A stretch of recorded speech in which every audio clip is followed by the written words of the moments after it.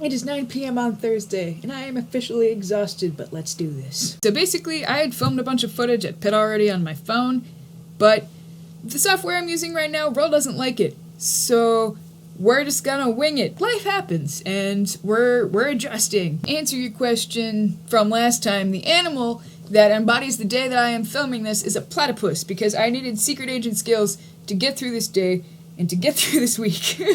To address your other questions, yes, you can do Song of the Week.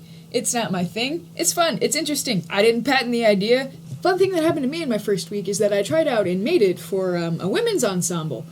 But, dear Lord, did I not know what I was getting into? An upperclassman friend of mine convinced me to do it, and they asked me if I sang. I was like, yeah, and I was...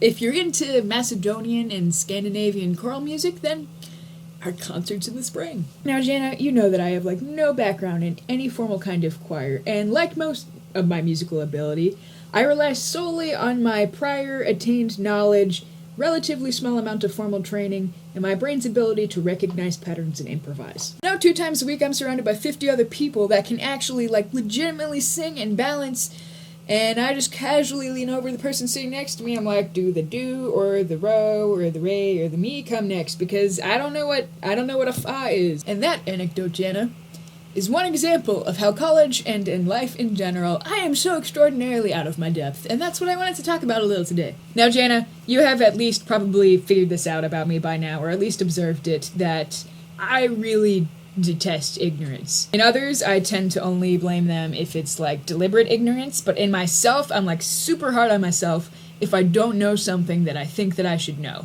I would actually say that personal ignorance and lack of knowledge are some of my biggest insecurities in life right now, and given that fact, it's made college a little bit of a struggle bus. I found that I need to remind myself consistently the most important things in life, and what defines my value as an individual is not my intelligence, because my intelligence no longer sets me apart. There's actually a song by Ben Rector that I really like. It's called More Like Love, and it talks about how love should really be our ultimate daily end goal. We think all these things are important, but really we need to concentrate on looking more like love. I've been using it to keep me on track recently. My struggle bus of ignorance isn't just in academics. I'm doing so many things in life, I'm continually reminded of how insufficient I am on my own. I'm realizing pretty much on a daily basis how insignificant and meaningless my own strength is. And as a self-declared independent person with control issues, that's a little hard to deal with sometimes. One of the reasons I'm becoming okay with being out of my depth all the time is that college has taught me the actual and extreme importance of having a community of people that are close to you and that they believe in you, and that we just need to remember that God is victorious in every single moment, even when we don't feel like it, even when we feel like we failed, even when we've just actually failed.